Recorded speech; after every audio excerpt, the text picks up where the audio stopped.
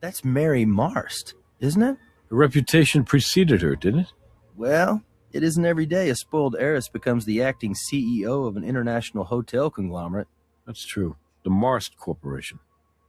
Mary was certainly Daddy's little girl. Well, this family has seen its share of tragedy recently. What is it, 2 years ago, Frank Marst and his wife Ellen died in a skiing accident over in Europe? Then Frank's will hands over the family business to Mary, only to have her nearly die in a car accident. She suffered second and third degree burns all over her body. I don't think she was expected to live, and that was over a year ago.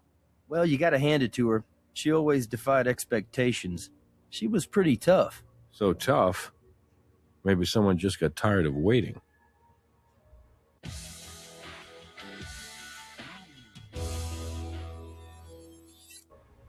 Mary's hospice nurse and her stepsister Jane Barrett found her like this. I'll let you guys go to work. If you need anything, you know where to find me. Okay, partner.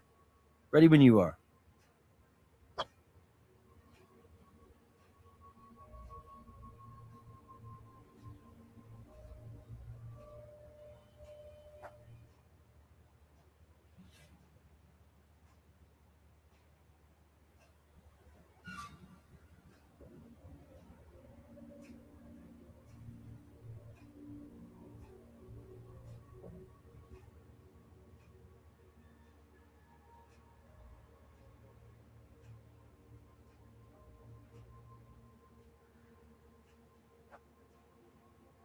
Excuse us, miss.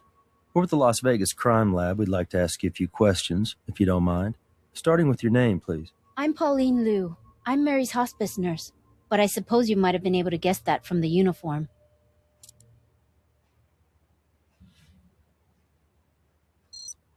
That is, or was, the unit which regulated Mary's morphine dosage. The mobility in the 2 fingers on her left hand allowed her to press the button on the regulator. By breaking the regulator, there'd be no control over how much morphine Mary was receiving. There'd be no way to monitor it.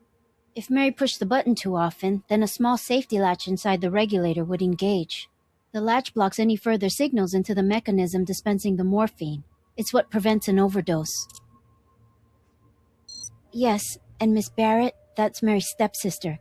She and I found Mary. Like this. About 7:45, I think. Miss Barrett visits us every Sunday and she usually arrives by 10 o'clock, but today she was early. She rang the bell about 7:30. Miss Barrett and I were together when we came into the room and found Mary, just like this. I was just devastated. No, it's just not physically possible. Mary was burned over 75% of her body, and we're talking about burns which were second and third degree. The scar tissue is so extensive, her mobility had been limited to 2 fingers on her left hand. It's hard for me to say this, but I do believe Mary wanted to die. It's a miracle she survived the car accident, but the quality of her life from that moment on was extremely poor. It's difficult to imagine just how much physical pain she was in on a daily basis. We did as much as we could to ease that pain, but I know she's in a much better place now. Could she talk at all? No, the damage to her vocal cords was too severe. And she couldn't move enough to sign either. Miss Barrett once purchased a computer for Mary so she could literally talk through it. But even though you could operate the voice software with the touch of a button, Mary showed no interest in it.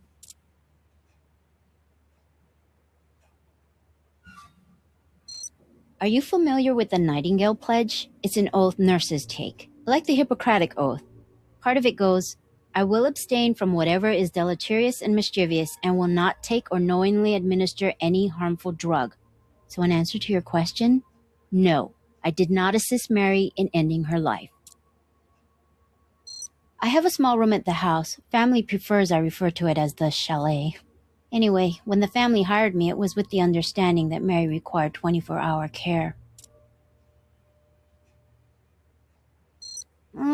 I can't remember Mary ever having a call button, actually.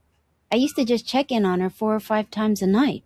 But I stopped doing that a few months ago when the doctor was able to adjust the regulator to administer a dosage which allowed her to sleep peacefully through the night. I should have never have stopped checking in on her. Maybe I could have saved her. No, Mr. Barrett, John, Mary's brother, well, stepbrother, actually. I'm sorry, it's a little confusing. He lives in the chalet. He told me he moved in right after they decided to check Mary out of the hospital. She hadn't been expected to live very long, and they thought it would be nice for her to live out the rest of her days looking out over the waters of Lake Merritt. He spent a lot of time with her every day, talking to her, reading to her. They were very close. When we couldn't revive Mary, Mr. Barrett got very upset and left the house. I don't know. I took care of Mary, but I was not particularly close to the family. I tried to be as inconspicuous in their lives as possible. Yes, of course.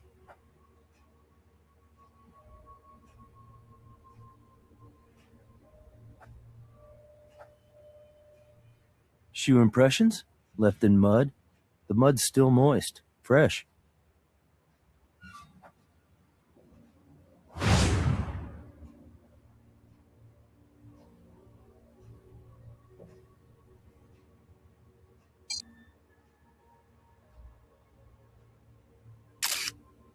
These muddy footprints have a very distinct tread.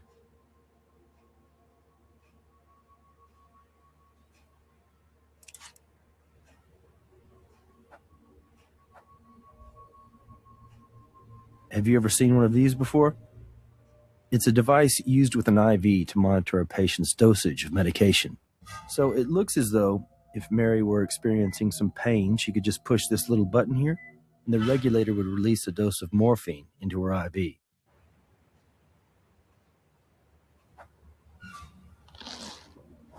You see this? There's a serial number right along the broken seam here. So if we put these pieces back together at the lab, we should be able to read it.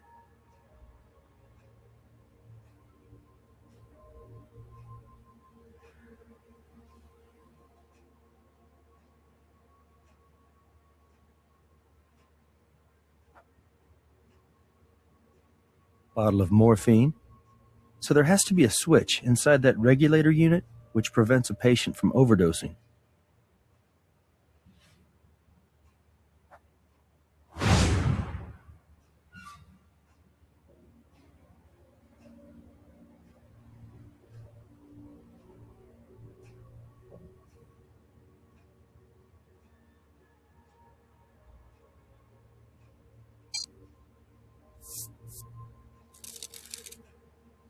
Now that's an excellent print.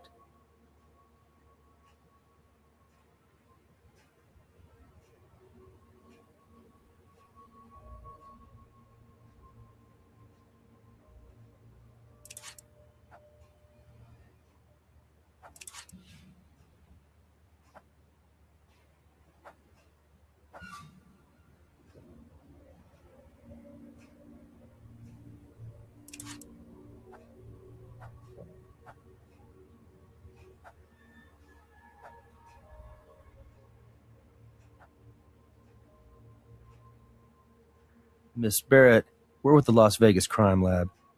I know you're upset, but we'd like to ask you a few questions if you don't mind. Of course, officers. Whatever I can do to help.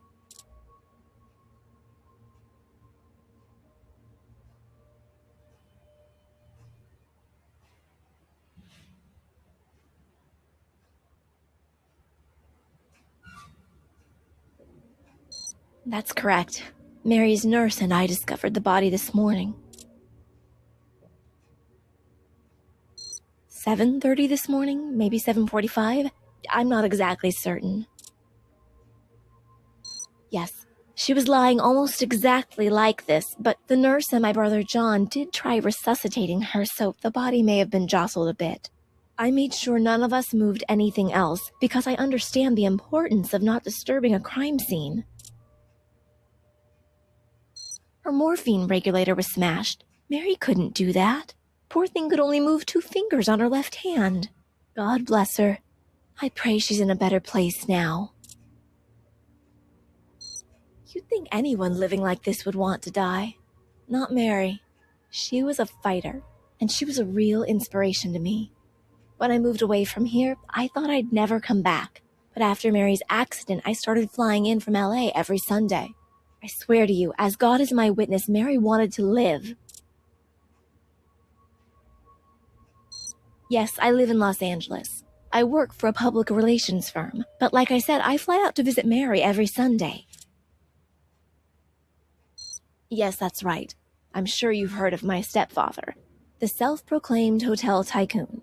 The bust is almost as imposing and impressive as the man himself. He and my mother died less than a year after it was commissioned. They were skiing in the Swiss Alps. I can tell you, everyone was shocked when the living will entrusted Mary to step in as the acting CEO of Marst Hotel and Entertainment. Well, needless to say, no one thought a party girl could take over the reins of a multinational travel and leisure conglomerate, including me.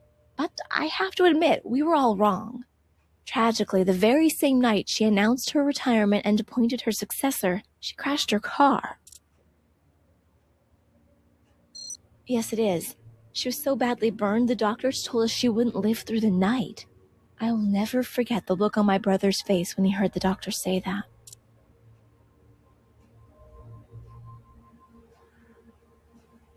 It's all impossibly difficult to describe to you. I mean, first our parents, and then Mary? It was almost too much to bear. But the way she fought, she was stronger than anyone could have guessed. She wanted to live. Mary's nurse let me in, and it was just like my normal Sunday visit. I wanted to tell Mary about my promotion. And then, as soon as I saw her, I knew something was wrong. I could tell by the paleness of her skin. I think I screamed, and the nurse screamed, and that's when John ran in and we tried to revive her. This is the family's chalet. When we all decided to bring Mary back here to spend her final days in peace, my brother John decided to move in too, so he could be with her and help take care of her. He and Mary were very close, much closer than he and I. No, we're not particularly close. Well, let's just say we have very different views about money, very different values about it. Growing up as an only child, Mary had always wanted a little brother, and John was more than happy to be spoiled by her. I have no idea. He ran out of here, and I haven't seen him since. Thank you for your time, Miss Barrett. We'd like it if you could remain here in Las Vegas until we have a better idea of what happened to your stepsister, okay? All right, officers. Whatever you think is best.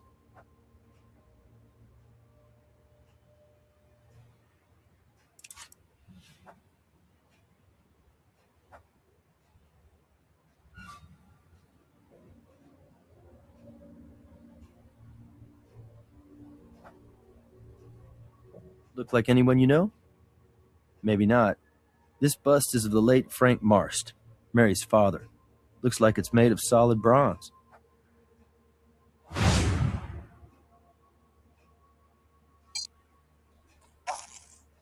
That's good. We'll be able to compare those marks back at the lab.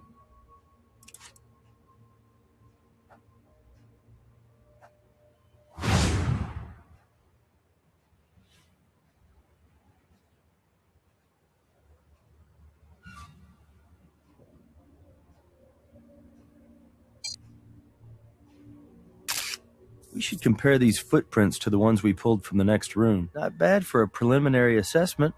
What's next?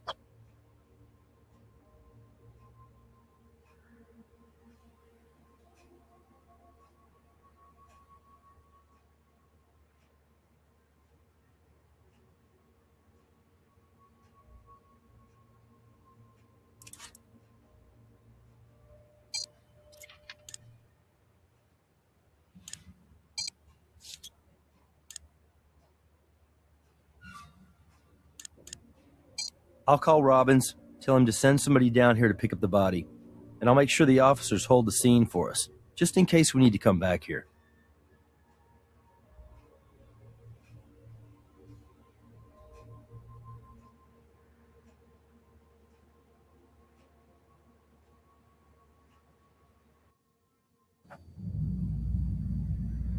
Hello again. Still working on your victim, but I can tell you her prelim tox came back with a toxic level of morphine. I should be finished with the autopsy pretty soon. I'll give you a call when I'm done.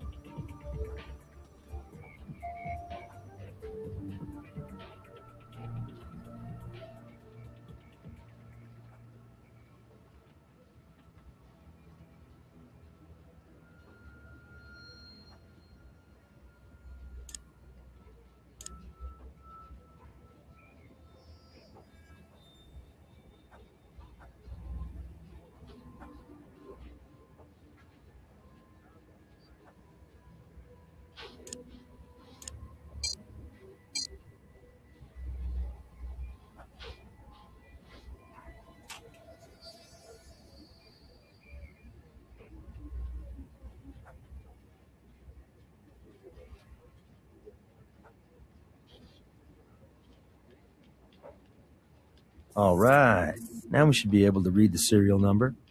I'd collect those bits of metal, too. They weren't part of the regulator.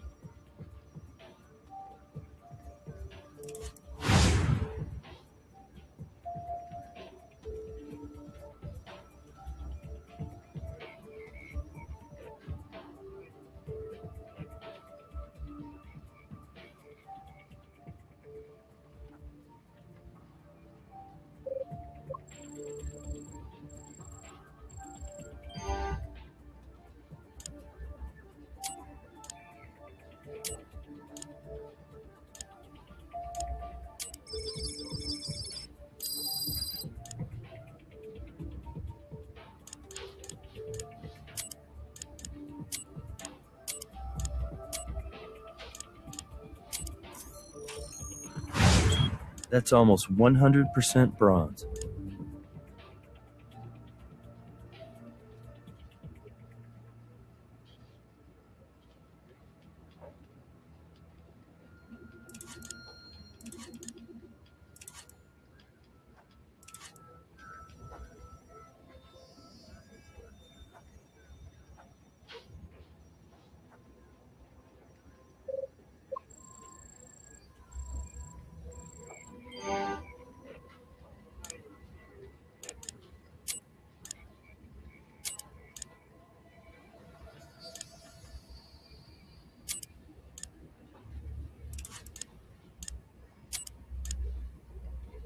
Same tread, same size. So whoever passed by the bronze bust of Frank Marst also approached Mary Marst in her bed.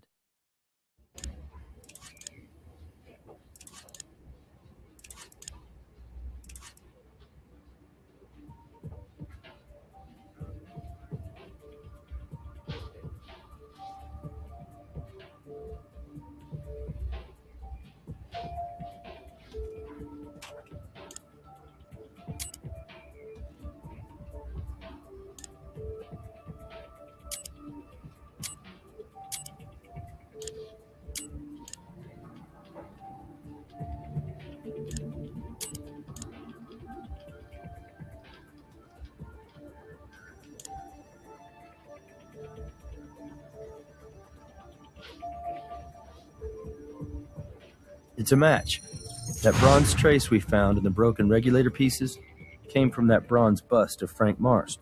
The evidence suggests someone took the bust from the front room and used it to break open the regulator. Then they removed the morphine control inside.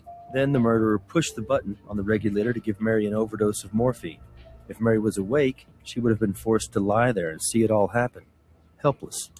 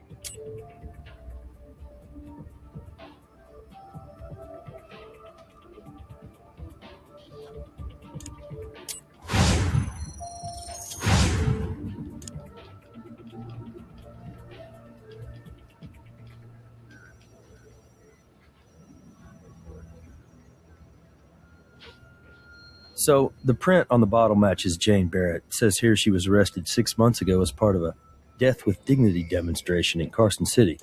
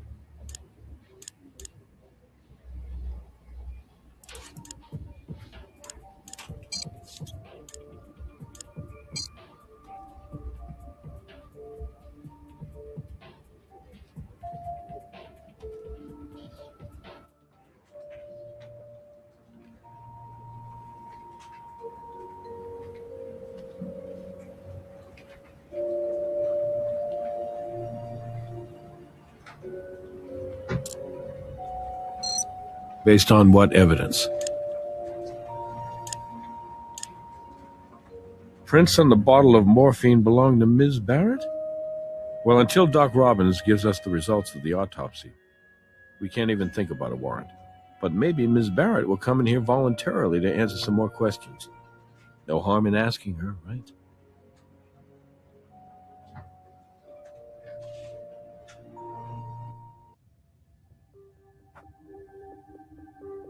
Thank you for coming in voluntarily, Miss Barrett. Of course, officers. I'm happy to help with your investigation. To be honest with you, I'm uncomfortable with her appearance. She's trashy. She wears that nurse's uniform more like a stripper than a caregiver. However, John seems to think she does a good job, and Mary approved of her. No, of course not. Mary had already passed by the time I got here.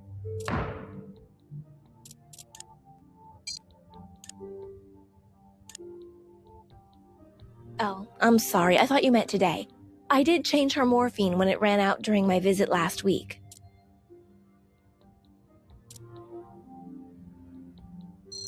Even though the family's resources are available to me, I have tried very hard to remain self-reliant. Truthfully, my only indulgence is using the family plane to fly back and forth for my Sunday visits. This is my first time flying commercially. It was more frustrating than I'd expected. It took about 4 hours in actual travel time to get to Vegas. I mean, I could have just as easily driven here. But you don't really need to hear about any of this, right? Sorry. Euthanasia? Well, it's one of those... In theory, it sounds like something which could be a good thing, but in practice, what scares me is the opportunity for abuse. Kids offing their grandparents in order to inherit the money to buy a new cell phone? No, I'm opposed to it.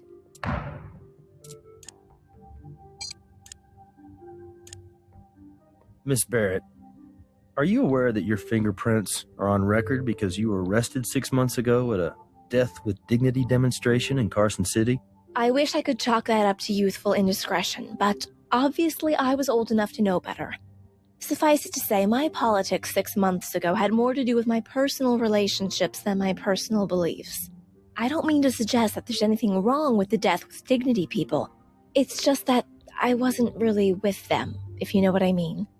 And honestly, having lived with Mary like this for all this time, I can't say I could make a decision like that. Especially because, even though she can't speak, I know Mary wants to live. I know that very much in my heart. Miss Barrett, could you tell us your whereabouts for the last 24 hours? I live in Los Angeles. I come up here to visit with Mary once a week. I flew up here this morning. By that look on your face, I'd imagine you'd also like to know if anyone can verify what I'm saying, but I don't think anyone I know saw me. Oh, wait. Hold on. Actually, I have this excellent home security setup. Superior security systems. You see the way it works? You're either in the away setting with the motion detectors on, or the home setting with them off. They gave me an application for my cell phone that tracks when I'm home and when I'm away. I can send what it recorded for the last 24 hours to you, and you'll be able to see I was home, right up until I left for my flight this morning. Okay. Send us those records, Ms. Barrett. But we'll still have to authenticate them with your security company. So I just got the records for Jane Barrett's security system from Superior Security. Looks like they check out. According to the records, Ms. Barrett was at home last night at 11. You know, the Marsh family is still a pretty powerful player in this state. And it's pretty much an open secret that John Barrett was set to inherit everything when Mary Marsh died. Jane Barrett wasn't even going to get a little something for the effort. Well, being left out of the will is a possible motive, but what do we think about Jane helping Mary end her own life, trying to give her death with dignity? You know what death with dignity is? It means you don't drool. I think when you have a family with a lot of money to fight over, I don't trust any of them. But if Doc Robbins tells us the time of death clears Jane Barrett, then I'll move on to the next best suspect, family member or not. Vault Insurance Company was only too happy to provide us with their claim file on Mary Marsh's accident.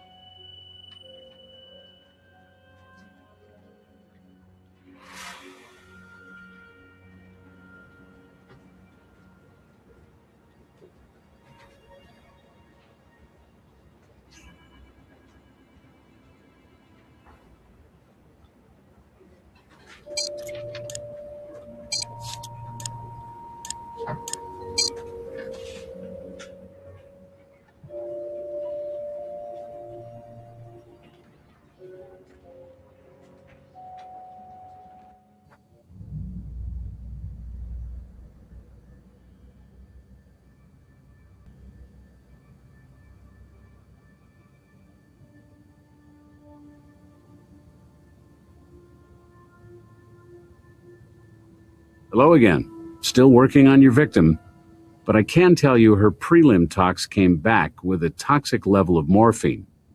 I should be finished with the autopsy pretty soon. I'll give you a call when I'm done.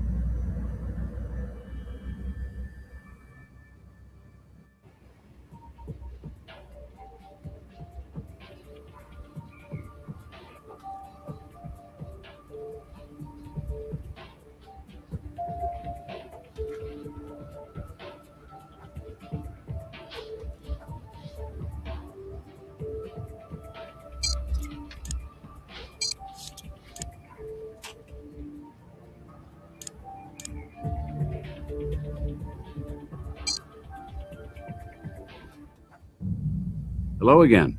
Still working on your victim, but I can tell you her prelim tox came back with a tox.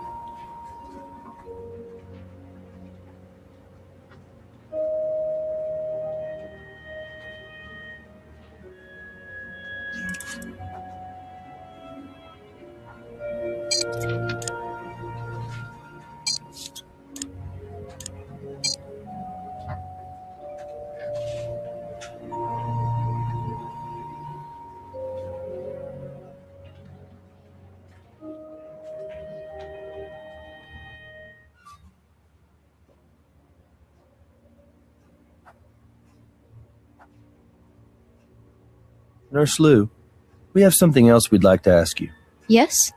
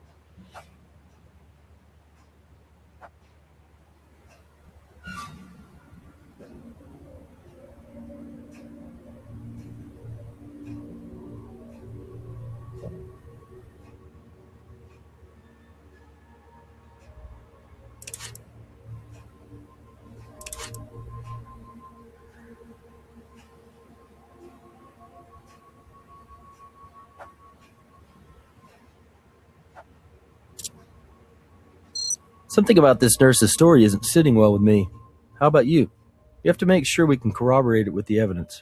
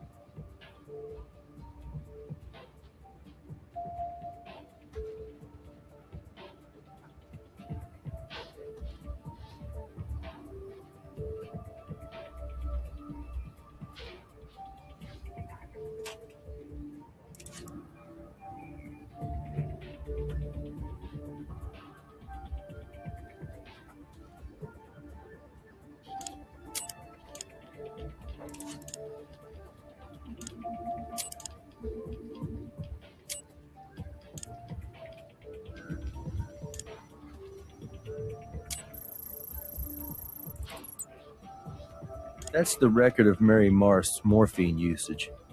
Take a look at the line of continuous usage during the last entry. I'd be surprised if that's not our cause of death right there. Hey, Robin's here. Sorry if I slowed you down any, but I was finally able to determine your victim's time of death.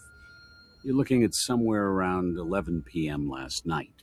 Why don't you meet me in the morgue when you're ready, and we can go over the rest of the autopsy results.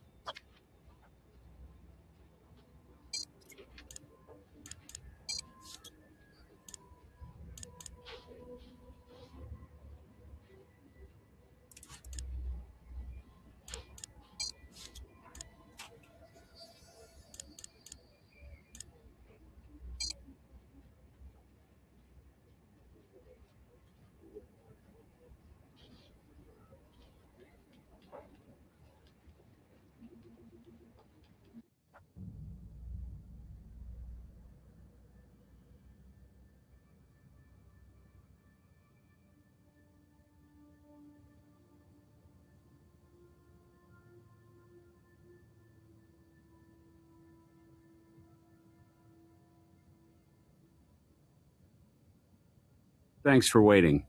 Ms. Marst's previous injuries, which resulted in extensive hypertrophic scarring, made my job a lot more challenging than I'd expected. I'm sorry if I've slowed you down any.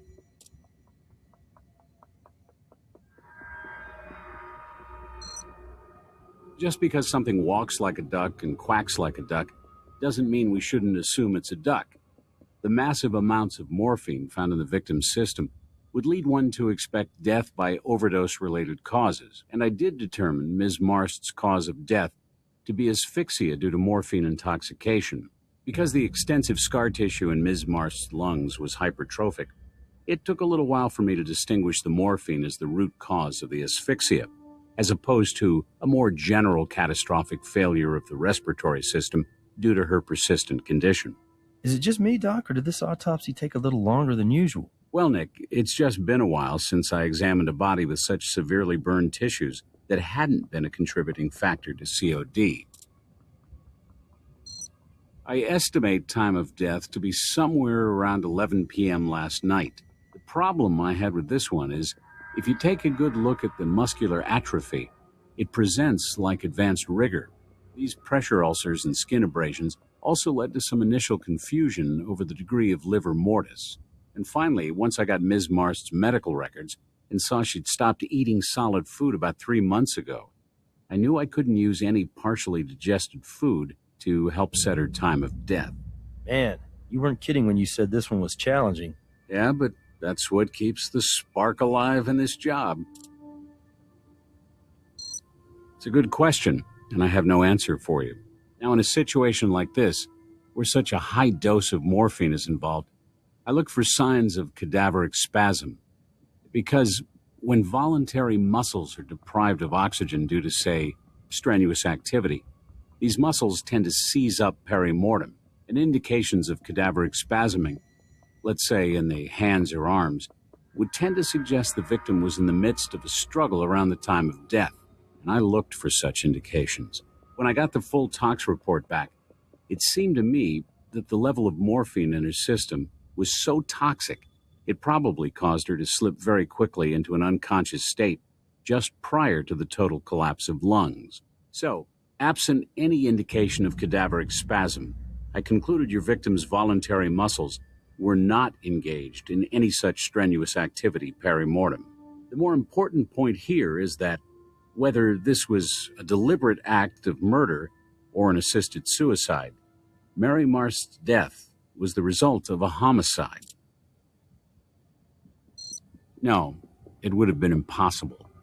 Her medical records indicate Ms. Marst sustained multiple near-fatal injuries in a car crash. Apparently, she actually inhaled burning fuel, which obviously severely and permanently damaged her vocal cords. Sure, I collected them for you, as usual. Anything I can do, feel free to take a closer look at the body yourself. Oh, almost forgot. There's a shard of some kind embedded in the back of her left hand. I left it for you to collect.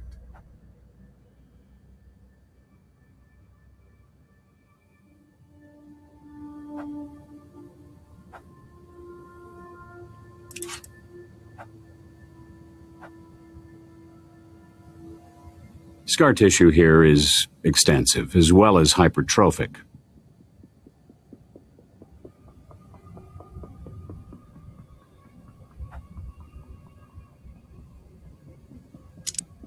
That's the shard I told you about.